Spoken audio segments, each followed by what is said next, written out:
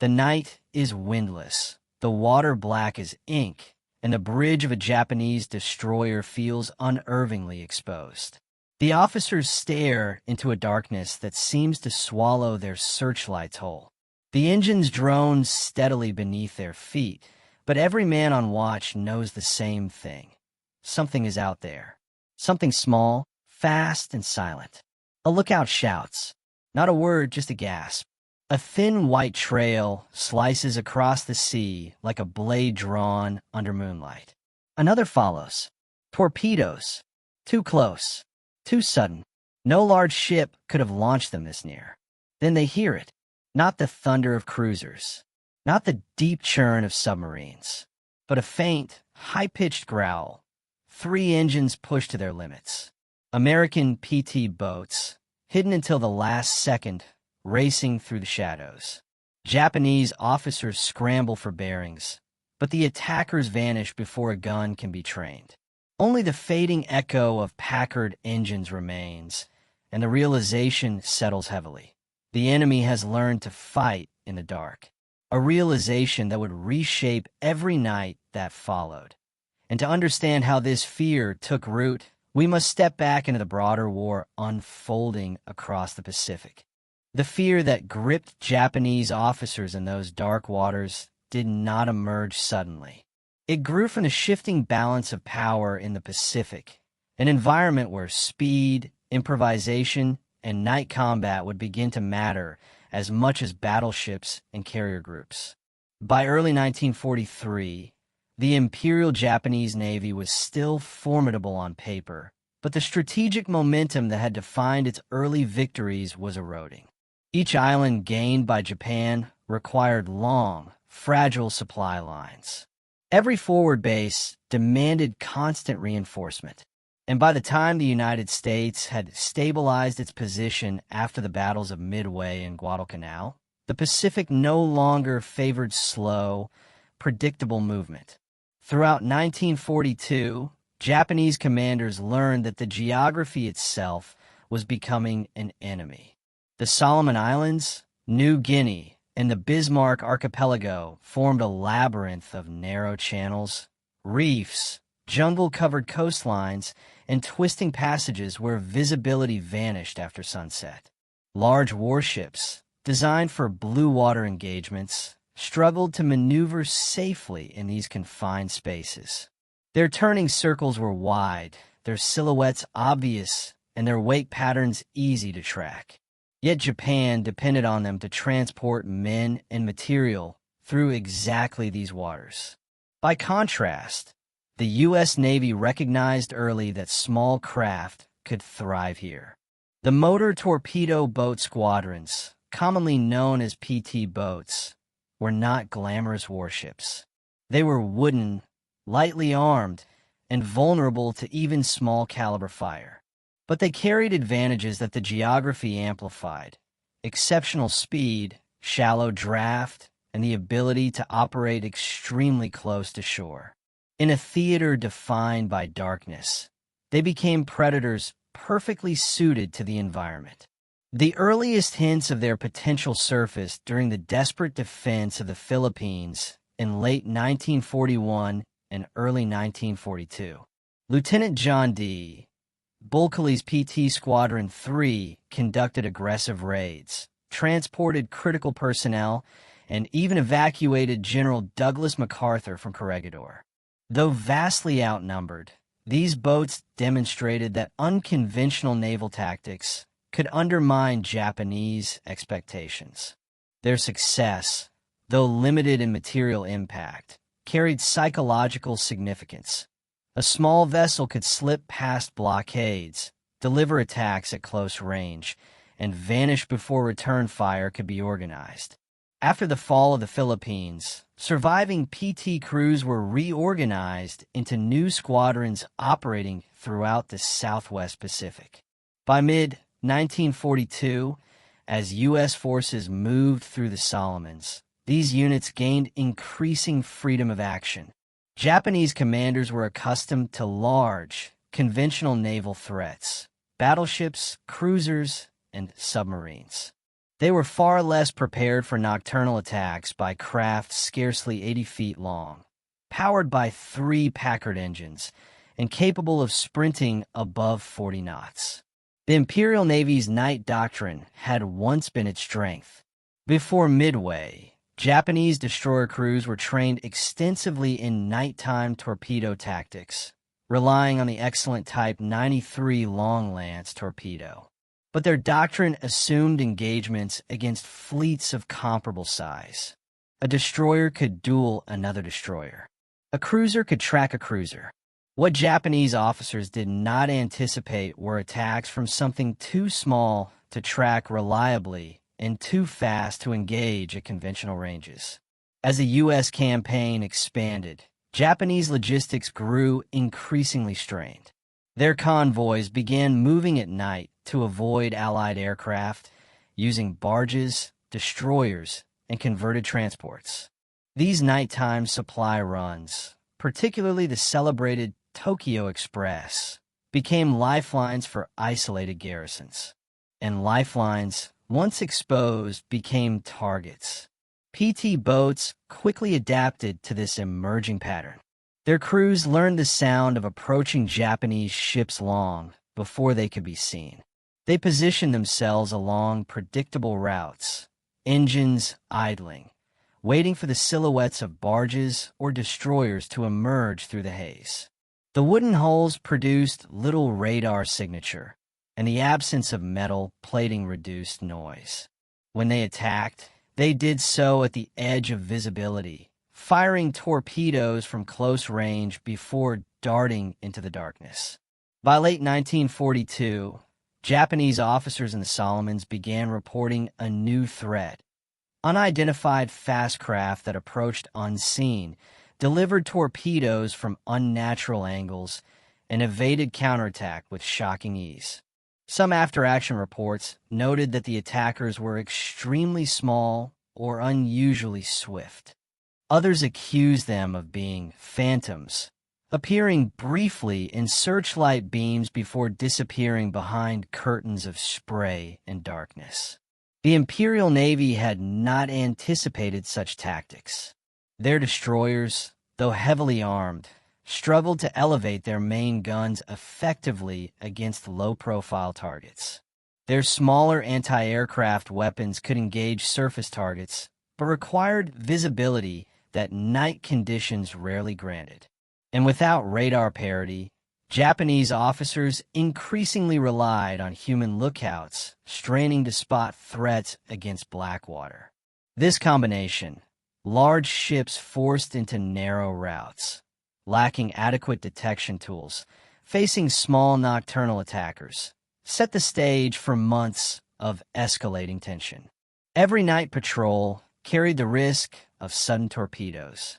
Every convoy commander knew that the Americans were learning faster than expected. And as PT boats multiplied across the theater, Japanese officers came to understand that their mastery of night combat was being challenged by a new kind of enemy, one born from innovation, necessity, and the shadows themselves. And to explore how this threat evolved further, we now move into the deeper operational framework that defined these encounters. The transformation of PT boats from experimental craft into a persistent menace rested not only on geography and strategy, but on a series of technological and doctrinal mismatches that the Japanese were slow to recognize. To understand why Japanese officers came to fear these vessels, one must examine the sharp contrast between American innovation and Japanese naval assumptions during the key years of 1942 to 1944. At the core of PT boat effectiveness was not simply speed, but acceleration. The triple Packard 4M 2500 gasoline engines provided a sudden burst of power that allowed these boats to lunge forward like striking animals. In contrast, Japanese destroyers, though swift by the standards of larger warships, required time to gain speed and even more time to turn, especially in narrow waters. In night engagements, this difference mattered profoundly. A PT boat could reposition within seconds, angling for a torpedo run or slipping into blind zones where a destroyer's guns could not track effectively. Radar widened this gap even further. The U.S. Navy began fitting PT boats with early models of surface search radar, giving them a decisive advantage in detecting enemy ships in the darkness. Japanese surface forces, meanwhile, lagged significantly in radar deployment and proficiency. Although the Imperial Navy developed functional sets by mid-war, their distribution was limited and their crews lacked extensive training in interpreting signals. Many Japanese officers still relied heavily on visual detection, a skill that could not match radar when navigating moonless seas. Torpedo design played an equally important role. PT boats initially carried the Mark 8 torpedo, a World War I era weapon that was imperfect but reliable at close range. Later models, such as the Mark 13, improved stability and explosive power. These torpedoes allowed PT boats to launch from relatively short distances, firing spreads designed to cover likely paths of enemy ships. Against Japanese barges, slow, shallow, and lightly protected, the torpedo was often unnecessary. Machine guns, 20mm cannons, and 40mm Bofors guns proved devastating. But against destroyers and transports, torpedoes became the equalizer. A single hit could cripple a vessel many times the PT boat size. The Solomons campaign became the crucible for these tactics.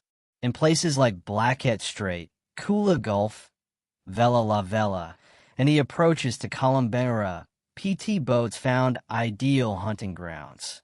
These waters forced Japanese ships to follow predictable lanes, curving around islands and reefs that limited maneuverability.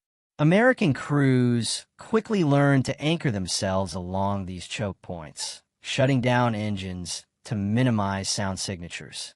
When radar detected approaching vessels, the PT boats would spring into action, adjusting formation on the fly. One of the most notable early encounters occurred in Blackhead Strait, a narrow channel that became infamous after the sinking of PT 109, commanded by John F. Kennedy. But months before that tragedy, PT squadrons had already been harassing Japanese convoys in the area. Destroyers attempting to resupply Munda and Columbangara frequently reported sudden torpedo wakes crossing their paths. Some Japanese captains initially dismissed these attacks as submarine attempts, but torpedo angles and ranges soon revealed otherwise. The attackers were too close, too numerous, and too silent to be submarines. The Japanese expectation of large ship engagements prevented them from adapting quickly. Their naval culture, shaped by decades of battleship-era doctrine, emphasized decisive fleet actions. Even their smaller vessels were conceived with major engagements in mind. The notion that wooden boats, weighing a fraction of a destroyer's displacement, could threaten them was difficult to accept. As a result, early Japanese countermeasures were improvised and insufficient. Searchlights swept aimlessly across the water, revealing little but spray and darkness. Star shells burst overhead, illuminating empty sea instead of approaching attackers. By the time gunners could focus on the faint outlines of PT boats, the Americans had often already fired their torpedoes and retreated. Another challenge for the Japanese was the nature of their barge traffic. As air superiority shifted toward the Allies, Japan increasingly relied on small, armored barges to move men and supplies through tight coastal waters. These barges were slow but durable, designed to hug the shoreline where larger ships could not follow. PT boats exploited this pattern relentlessly. Radar allowed them to locate barge formations hugging shallow coasts. Their guns, firing from close range, shredded the barges long before Japanese crews could respond effectively. Night after night, these engagements added up. Japanese supply efficiency declined. Frontline troops received fewer rations and less ammunition. Reinforcements arrived exhausted, hungry, or delayed. Reports sent to Tokyo grew increasingly anxious, warning that American light craft were undermining the very logistics of the island campaign. Some Japanese officers began to describe PT boats as invisible attackers or sea bats, referencing creatures that struck swiftly in the dark. Others expressed frustration at their inability to retaliate effectively. Destroyer captains complained that by the time they identified a PT boat visually, the attacker had already slipped behind a headland or disappeared into a rain squall. Even when Japanese ships attempted to ram PT boats, a tactic sometimes encouraged, they often missed due to the Americans' rapid acceleration and unpredictable movement. Thus, the stage was set. Technology had altered the nature of naval warfare. Geography favored the small over the large, and the Japanese, shaped by tradition and constrained by strategic overextension, found themselves increasingly haunted by threats they could neither see nor predict. These converging pressures created a climate of fear and uncertainty, one that would soon be examined through several critical angles that define the psychological and tactical evolution of PT boat warfare. For the Japanese officers serving in the Solomons and New Guinea theaters, nighttime should have been a refuge. Darkness had once been their domain. Pre-war doctrine emphasized Japan's superiority in night fighting, with destroyer crews trained rigorously in torpedo tactics under low visibility. But by 1943, night no longer belonged to them. The rise of American PT boats transformed the hours after sunset into a period of deep, unrelenting anxiety. Every officer knew that visibility could vanish without warning. Clouds swept over the moon, rain squalls appeared suddenly, and jungle coastlines swallowed silhouettes. Against this backdrop, the sharp eyes of veteran lookouts, long considered one of the Japanese Navy's strengths, began to fail. PT boats, with their low wooden profiles, barely appeared above the surface. Their hulls reflected little light, and their engines, when idling, produced almost no audible signature beyond a faint, intermittent hum. Officers learned to interpret the smallest hints, a ripple that didn't match the wind, a shimmer of spray that looked out of place, or the contour of a wake where no ship should be. But these clues came seconds before danger. Torpedoes often arrived before the attackers were seen, slicing through black water toward their ships at angles that defied expectations.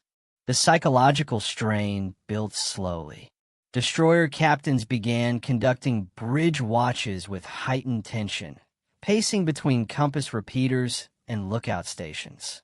Junior officers rehearsed emergency maneuvers in their minds, knowing that a single moment of hesitation could doom a convoy. Even routine passages grew oppressive. The fear was not simply of destruction, but of the unseen, an enemy that revealed itself only in the final instant, when survival depended on reflex rather than preparation.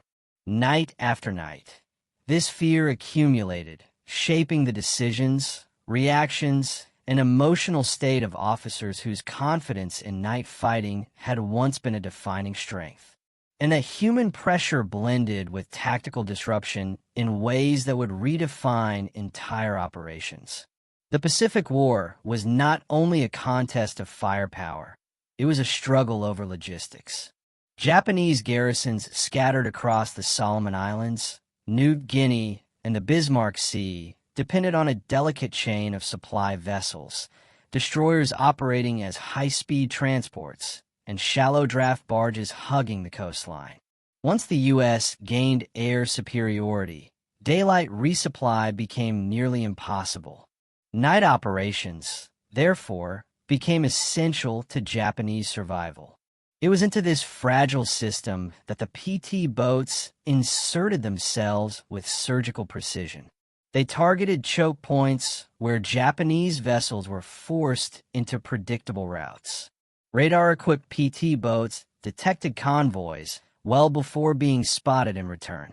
They chose ambush positions along narrow passages, like Kula Gulf, Vela Gulf, and Blackhead Strait, where large ships had limited maneuverability.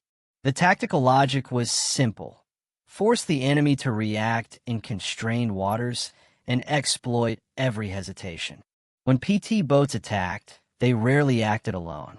They operated in sections or entire squadrons, coordinating torpedo spreads to overwhelm the enemy's defensive reactions.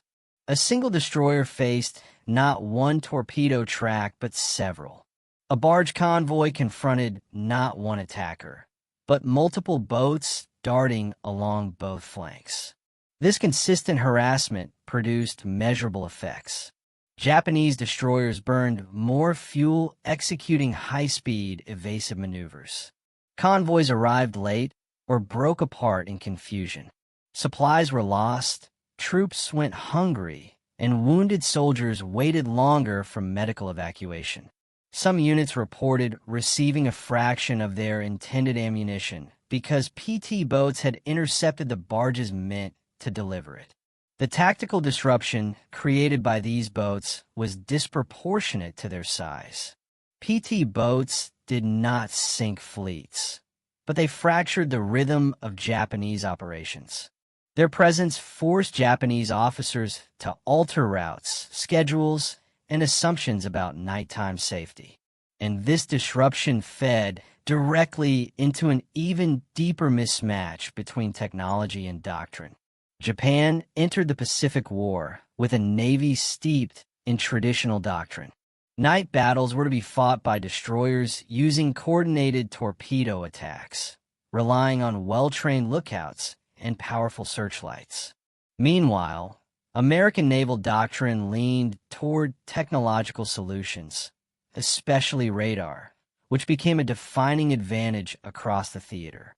For PT boats, radar was transformative. A small craft operating in near-total darkness could detect enemy vessels from miles away. Radar gave PT crews the ability to track a destroyer or barge convoy without revealing their own position. They could approach from unexpected angles, time their torpedo shots with precision, and retreat behind terrain features moments after firing. Japanese ships, lacking radar parity, were forced to defend themselves with guesswork. The engines were another technological divider. The triple Packard engines on PT boats produced bursts of acceleration unmatched by Japanese small craft. When a Japanese destroyer attempted to chase a PT boat, the smaller craft could simply sprint away, weaving erratically through channels where larger ships risked grounding.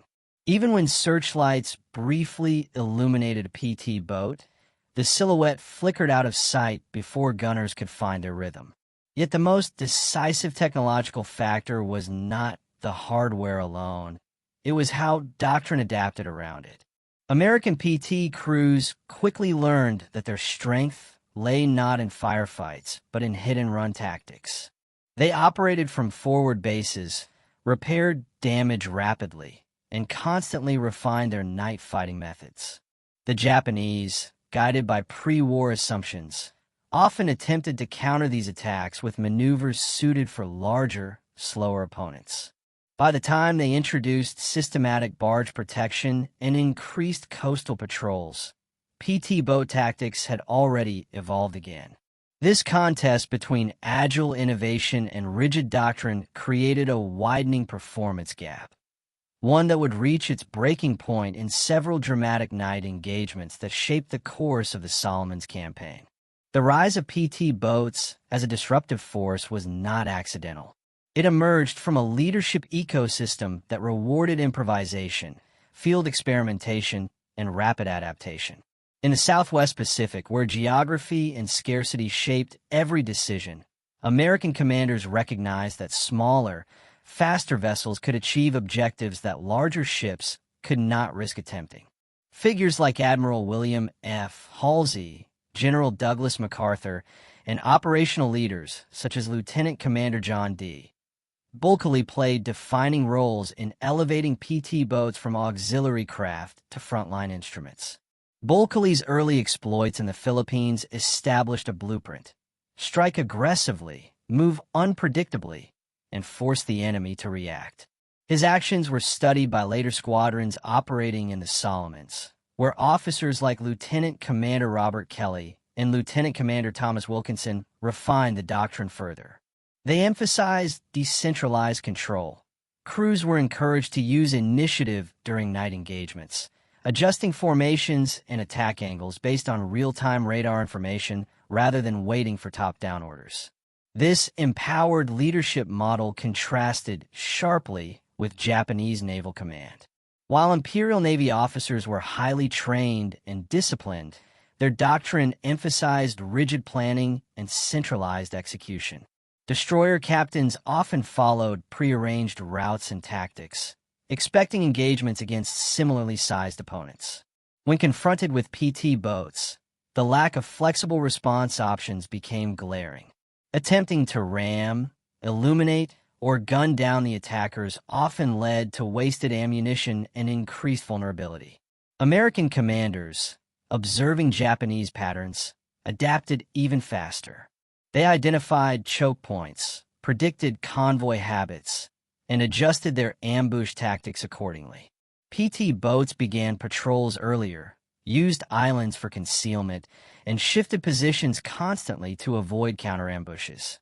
Leadership created a cycle of innovation that kept Japanese officers off balance. This dynamic introduced a new angle to the war. The enemy was not merely fighting small boats. They were fighting a system built on speed, autonomy, and adjustment. And nowhere was this more evident than in the Japanese perspective itself. Japanese war diaries, operational logs, and post-war interviews reveal a striking pattern. Officers consistently described PT boats not as minor nuisances, but as unpredictable and unnerving threats. Unlike submarines, which were tracked methodically, or aircraft, which were visible and identifiable, PT boats defied traditional categorization. They were surface vessels, yet they behaved with submarine-like stealth.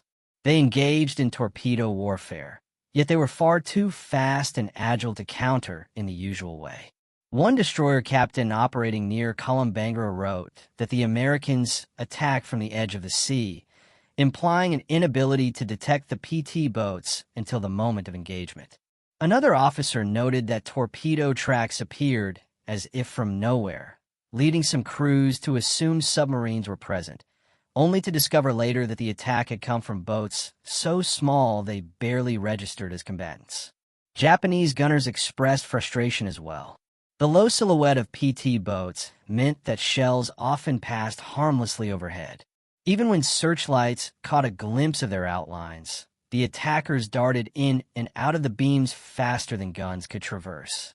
Crews became accustomed to firing volleys into the darkness, hoping to disrupt an attack that their eyes could not adequately track. Reports sent to higher command described PT boats as pests, wasps, or mosquitoes, metaphors that implied small size but constant irritation. Yet beneath the dismissive language was a deeper concern. PT boats were undermining Japan's logistical capacity in a theater already stretched to its limits. Officers understood that losing barges or transport routes could doom island garrisons long before direct combat would. The cumulative psychological weight of these encounters reshaped Japanese expectations about night warfare. What had once been their advantage was slowly slipping into American hands, creating a growing sense of unease. And that unease reflected broader moral and human dimensions in the shadow war that unfolded each night. Night combat in the Pacific carried a moral gravity unlike any other environment of the war. It was a place where visibility collapsed, where sound distorted across water, and where decisions were made at the edge of human perception.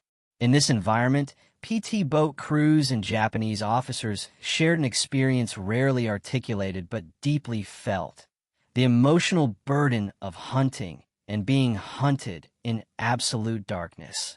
For American PT crews, the moral tension stemmed from vulnerability. They were exposed, protected only by thin layers of wood and speed. A single accurate burst from a Japanese destroyer could tear through a boat and kill multiple men instantly. Crews lived with the knowledge that every attack placed them one error away from catastrophe. They trained relentlessly to manage fear, relying on discipline and trust in their radar operators and helmsmen to navigate through the blackness. For Japanese officers, the moral strain took a different form. Their ships were larger, their guns more powerful, but they found themselves reacting rather than acting. They were responsible for the lives of hundreds of sailors, yet they could not always shield them from invisible attackers.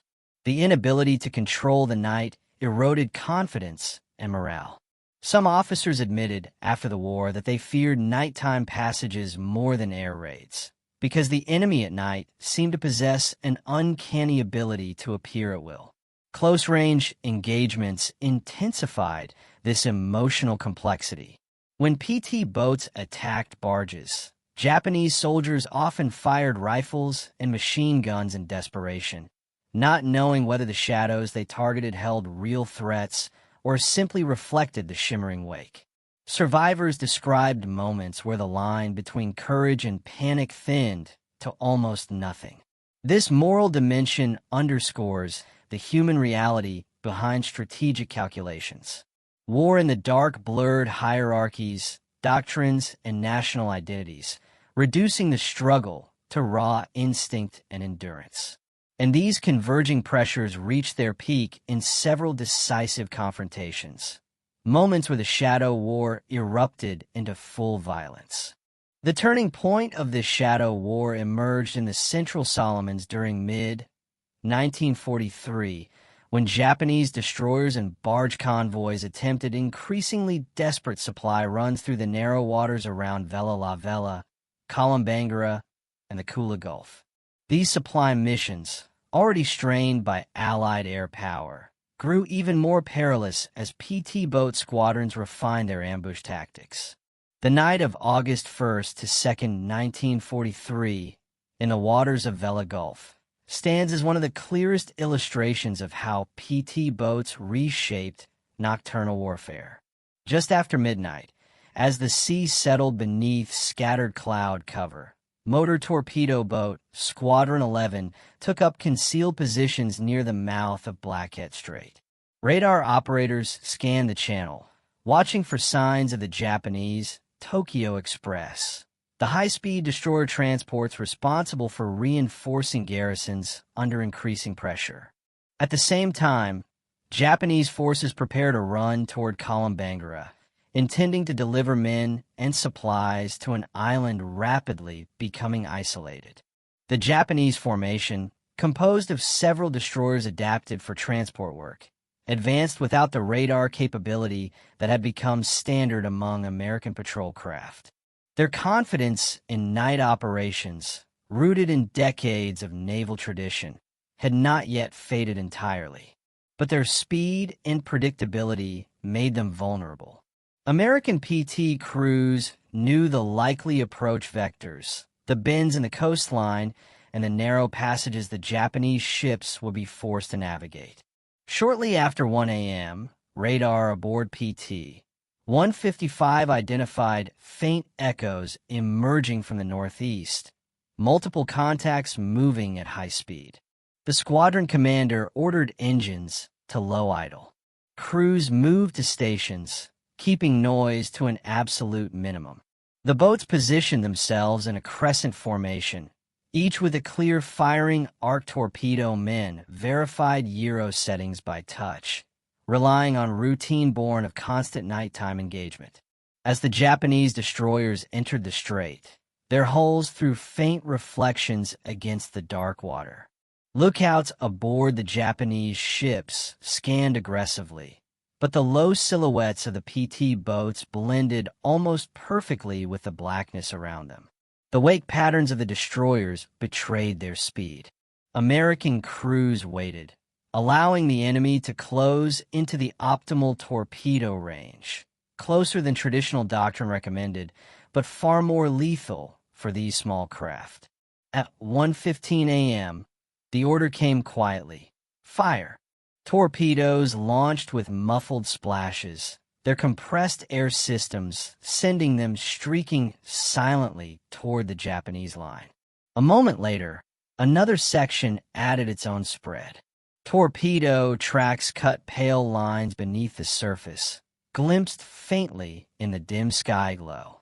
The Japanese bridge crews spotted the wakes only at the last moment. Alarm shouts rippled across the decks. Searchlights snapped on, slicing through the night, but their beams swept over empty water. Seconds later, a violent explosion shattered the stillness. One of the Japanese destroyers, caught before completing an evasive turn, was struck near the forward magazine. Flames erupted along the length of the ship. Another destroyer swung wide, trying to locate the attackers, but searchlights illuminated nothing but mist and drifting smoke. The PT boats were already moving. Engines surged as they accelerated to flank speed, weaving toward the safety of nearby islands. Japanese guns opened fire blindly, shells throwing up plumes of water in long arcs behind the retreating boats. Some salvos came close enough that shrapnel rattled across PT decks, but the boat's sudden acceleration and unpredictable zigzagging carried them out of danger. Meanwhile, the damaged Japanese destroyers struggled to control flooding. Sailors fought to contain fires, while officers attempted to reorient the convoy. But the second wave of PT boats, operating from the opposite flank, chose this moment to strike. Emerging from the shadows beyond Gizo Island, they fired another coordinated torpedo spread. The Japanese formation, already in disarray, could not maneuver quickly enough to counter the new threat. Another explosion echoed across the Gulf, followed by the slowing churn of a crippled engine. Realizing that lingering in these waters risked further losses, the Japanese commander ordered withdrawal. The surviving destroyers increased speed, moving away at full power and abandoning the damaged vessel to its fate. For the American PT crews, the retreat of the convoy validated months of tactical refinement. For the Japanese, the encounter reinforced a deepening sense of vulnerability. Their once dominant night tactics had been turned against them. They had been ambushed, outmaneuvered, and forced to retreat by vessels a fraction of their size. But the night was not yet over. The damage inflicted in Vela Gulf marked only the first half of the confrontation.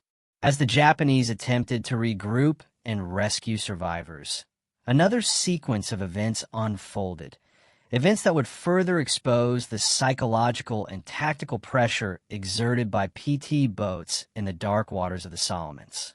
And to understand how that second phase played out, we now move deeper into the decisive moment that defined this engagement. The aftermath of the initial ambush in Vela Gulf did not bring clarity or calm to the Japanese formation. Instead, it plunged them into the most dangerous phase of night warfare. The uncertain minutes following a torpedo strike, when smoke, confusion, and partial information made disciplined decision-making nearly impossible. 4 Japanese officers attempting to regain control, the darkness felt alive, full of movement, threats, and echoes that could not be reliably interpreted. As the crippled destroyer burned, its glow cast shifting reflections across the waves, distorting depth perception for everyone on the scene. Officers on the surviving ships tried to determine the attacker's location. Some believed the torpedoes had come from the north, others from directly ahead, and a few suspected a submarine lurking beneath them. Because PT boats could fire from exceptionally short range. Their torpedo tracks resembled those of submerged vessels, an illusion that repeatedly misled Japanese commanders. Meanwhile, on the damaged destroyer, damage control teams fought to contain flooding. Bulkheads groaned under pressure. Fires smoldered through forward compartments. Without radar or reliable visual contact, the rescue destroyers struggled to locate the drifting vessel. Each time their searchlights swept across the sea, they risked revealing their position to an enemy they still believed might be nearby. Their fears were well-founded. A second group of PT boats, operating further south along the Kolombangara approach, detected the chaotic signals of the Japanese withdrawal. Radar operators aboard PT 162 and PT 169 tracked the formation's uneven movements, abrupt course changes, irregular speeds, and scattered silhouettes that betrayed attempts to regroup under duress. The American squadron commander recognized an opportunity. The initial ambush had fractured the Japanese line. Now, with their attention divided and their formation disrupted, the destroyers were vulnerable again. The PT boats maneuvered into flanking positions, cutting their engines to drift in near silence. The only sounds aboard were the low whispers of command orders and the steady hum of radar scanning the horizon. When the Japanese searchlights flashed intermittently across the water, the PT crews froze, minimizing movement to avoid any reflective glint that might give away their position. Shortly after 2 a.m., the second attack unfolded. PT 169 fired the first torpedo, followed by PT 162 moments later. These torpedoes were aimed not at the burning destroyer, but at the rescue ships attempting to reach it. The Japanese destroyers, already struggling to coordinate their actions, detected the torpedo wakes only seconds before impact. The frantic shouts that erupted on deck captured the desperation of the moment.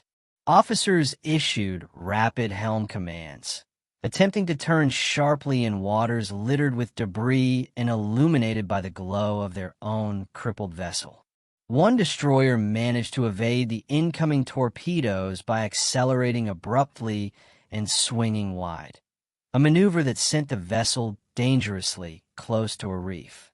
But the second destroyer, still attempting to position itself for rescue operations, reacted too slowly. A torpedo struck near the engine room. The explosion sent a shockwave across the sea, and the ship began to lose power almost immediately. The lights dimmed, then failed entirely, leaving the vessel adrift in darkness. For the Japanese officers, this second strike carried a sharper psychological blow than the first. The enemy had not merely attacked once and retreated. They had circled back, exploiting the confusion with unnerving precision. The Japanese formation, already disoriented, now faced the possibility of complete collapse if they lingered any longer. The commander reluctantly ordered all surviving ships to withdraw at maximum speed, abandoning both damaged destroyers. The PT boats did not pursue. Their orders emphasized ambush, not extended engagement. With limited ammunition and vulnerable wooden hulls, remaining stationary meant survival. They instead observed the Japanese withdrawal on radar until the contacts faded beyond range. Only then did the American crews exhale fully, securing weapons and preparing to return to base under the protective darkness that had once favored their enemy. By dawn, reconnaissance aircraft confirmed the results. One destroyer had sunk during the night. The other, severely damaged, had drifted until internal flooding overwhelmed its compartments. Debris scattered across the Gulf marked the final position of the vessel. Survivors clung to rafts, waiting for eventual rescue. The Japanese Navy had lost 2 destroyers in a single night, an outcome previously unthinkable against small wooden craft. The significance of the engagement extended far beyond the ships destroyed. It revealed the widening gap between American adaptability and Japanese rigidity. PT boats had executed a complex, multi-phase operation involving radar tracking, coordinated ambushes, and rapid repositioning, all under conditions of near-total darkness. Japanese officers, once confident in their night-fighting superiority, faced the sobering realization that their methods could be countered by an enemy they were not prepared to fight. In Tokyo, reports from the Vella Gulf disaster were met with concern. The loss of destroyers, vessels increasingly needed for transport as well as combat, tightened the logistical noose around Japan's island garrisons. The psychological effect on frontline officers was even more profound. Night passages became moments of uncertainty rather than confidence. Convoy commanders altered routes, increased speeds, and tightened formation discipline. Yet the specter of PT boats remained, turning every dark horizon into a potential ambush. The climax of the Shadow War had revealed its essential truth.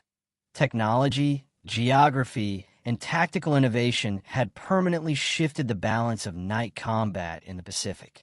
Larger ships no longer dictated the terms. Small, fast, radar-guided attackers had rewritten the rules, and Japanese officers now understood that the sea, once their ally, had become a domain of fear.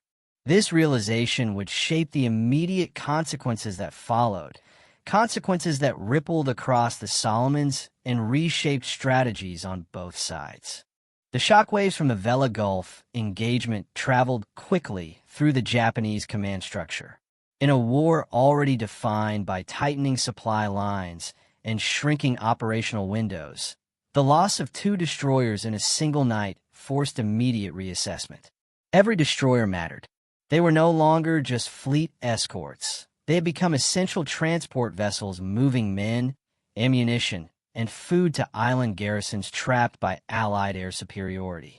Their absence weakened a logistical system already stretched to its limits. In forward bases like Rabaul and Bin, staff officers pored over reports detailing the sequence of events. What struck them was not merely the material loss, but the pattern.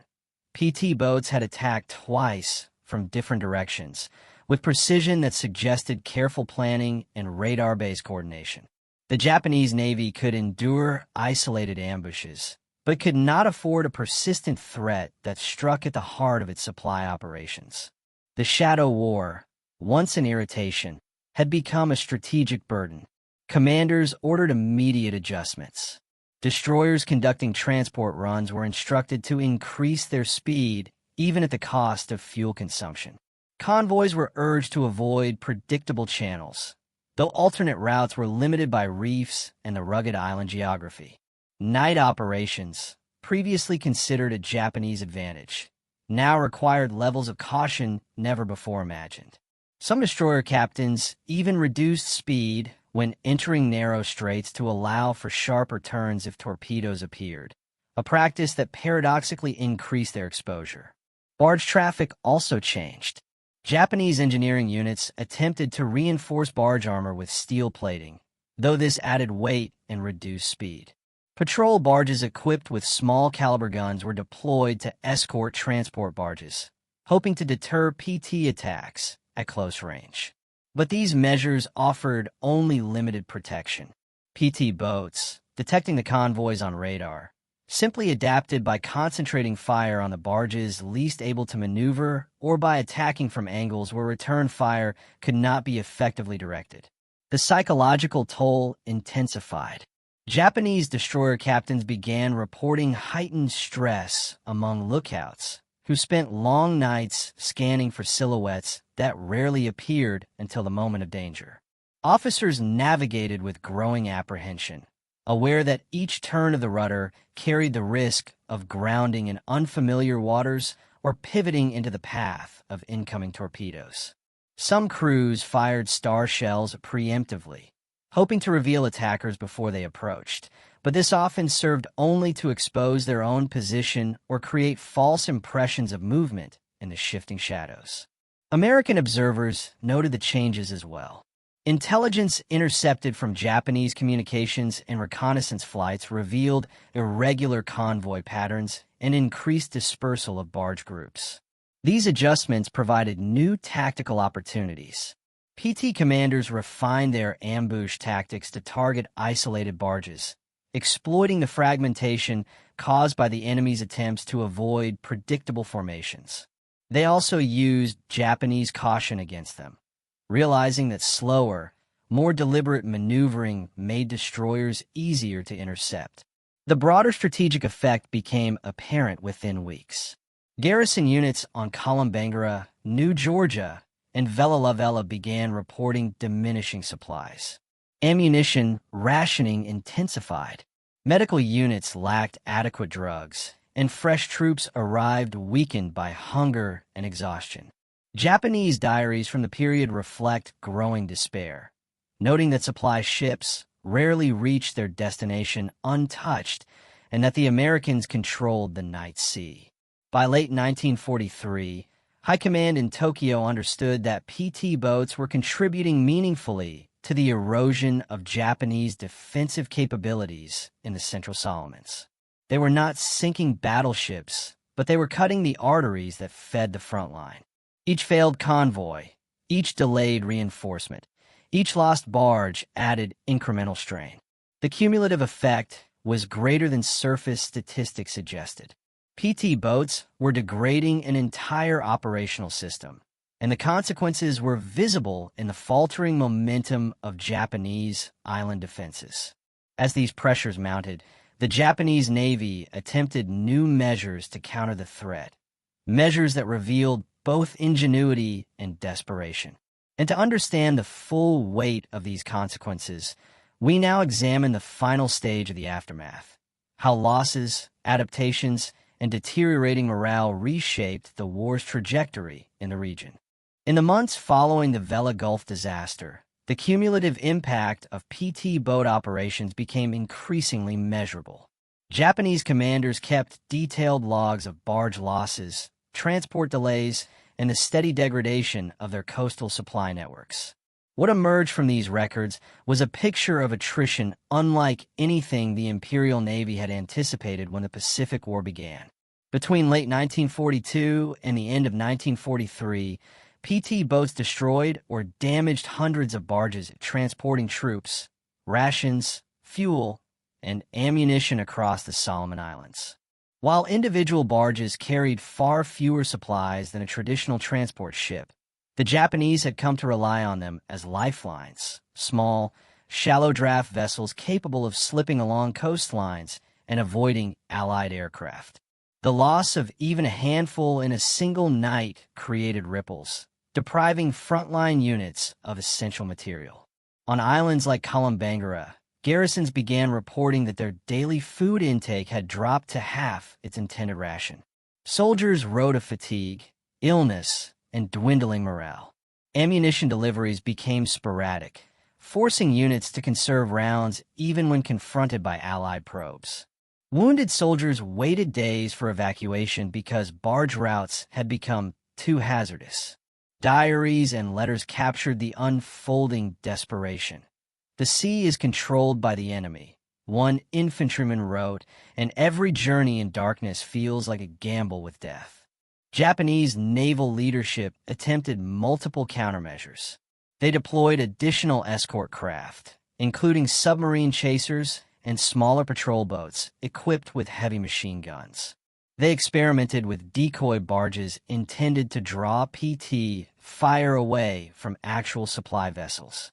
Some destroyer captains adopted zigzag patterns previously used against submarines, hoping to disrupt torpedo aim.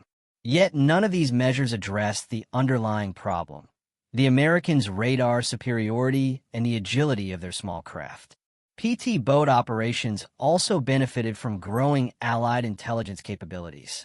Coast watchers positioned on islands throughout the Solomons reported Japanese movements, enabling PT squadrons to anticipate barge departures and destroyer routes. With this information, PT boats could patrol the most likely channels or lie in wait at choke points, turning geography into a predictable trap. In several cases, PT squadrons intercepted Japanese convoys that had altered their routes specifically to avoid previously identified ambush zones. The Americans were adapting faster than the Japanese could compensate. Strategically, these losses compounded broader Japanese difficulties. The failure to reinforce and supply outposts weakened defensive cohesion, making it easier for Allied ground forces to seize island positions or bypass them entirely. When Japanese troops withdrew from Kolombangara in late 1943, it was not solely due to battlefield pressure. It was also because supply lines had deteriorated beyond repair. Many garrisons were evacuated under hazardous conditions, with barges running at night through waters dominated by PT patrols. Casualties during these evacuations were significant, further eroding Japanese combat effectiveness. The psychological effect among Japanese officers remained profound. Even those who had not personally encountered PT boats absorbed the second-hand accounts of ambushes, torpedo strikes, and narrow escapes. Bridge crews on destroyers developed routines that bordered on ritual. Repeated checks of blind spots, constant queries to lookouts, and nervous anticipation each time a searchlight was activated. The night, once a realm of strategic opportunity, had become a domain of apprehension. For the Americans, the success of PT operations brought growing recognition. Squadron commanders submitted detailed after-action reports outlining tactics, radar use, and coordination methods. Lessons learned in the Solomons were applied to operations in New Guinea, the Bismarck Sea, and eventually the Philippines. PT boats became an integral part of an evolving Allied strategy that leveraged speed, intelligence, and flexibility to counter a numerically constrained but still formidable enemy. The destruction of Japanese logistics in the Central Solomons was not attributable to PT boats alone. Air power, submarines, and surface forces all played critical roles. But PT boats delivered a unique form of pressure, constant, unpredictable, and perfectly tailored to the geography of the island war. They transformed narrow channels into hazards and nocturnal passages into tests of nerve. By late 1944, as the tide of war turned decisively, Japanese officers reflected on the cumulative cost of these engagements. They did not fear the PT boats as singular threats. They feared what the boats represented: the erosion of their night fighting dominance, the collapse of their logistical resilience, and the relentless adaptability of an enemy who turned small wooden craft into strategic weapons. And it is from this vantage point, where tactical innovation meets human consequence, that the broader meaning of these shadow encounters becomes clear, leading us toward the final reflection. In the end, the story of Japanese officers terrified by PT boats is not simply a tale of small vessels defeating larger ones. It is a story about adaptation, how one side learned to turn geography, technology, and innovation into force multipliers, while the other struggled to preserve doctrines forged in a different era. PT boats were never the centerpiece of the Pacific War. They did not sink carriers or shape grand strategic campaigns. But in the narrow waterways of the Solomons and New Guinea, they represented a shift in the nature of combat. They proved that power could come from speed rather than armor, from radar rather than raw firepower, from decentralized decisions rather than rigid commands. For the Japanese officers who confronted them, the experience was both tactical and psychological. The night, once an ally, became uncertain. Every dark channel threatened surprise. Every ripple on the water held possibility. The loss of logistical security, undermined by an enemy too elusive to counter, became a quiet but decisive factor in the collapse of several defensive lines. And as supplies dwindled and garrisons weakened, the consequences of those nighttime encounters rippled outward to affect entire campaigns. For American crews, the PT boats demanded discipline, courage, and calm under conditions where mistakes could be fatal. They operated at the edge of vulnerability, relying on teamwork and instinct to navigate seas where a single accurate shell could destroy their craft. Their success came not from invincibility, but from constant learning, a willingness to refine tactics, adapt equipment, and exploit the weaknesses they observed. Viewed from history's distance, these engagements reveal something fundamental about warfare. That fear is shaped not only by firepower, but by uncertainty. The Japanese officers were not defeated by wooden boats alone. They were defeated by the erosion of predictability, by an enemy who turned invisibility into a weapon. And so the PT boats remain symbolic of a wider truth. In war, the smallest force can reshape the largest assumptions. In the silent hours of the Pacific night, where shadows concealed both danger and possibility, these boats changed the rhythm of conflict and left a lasting imprint on the strategic landscape of World War II.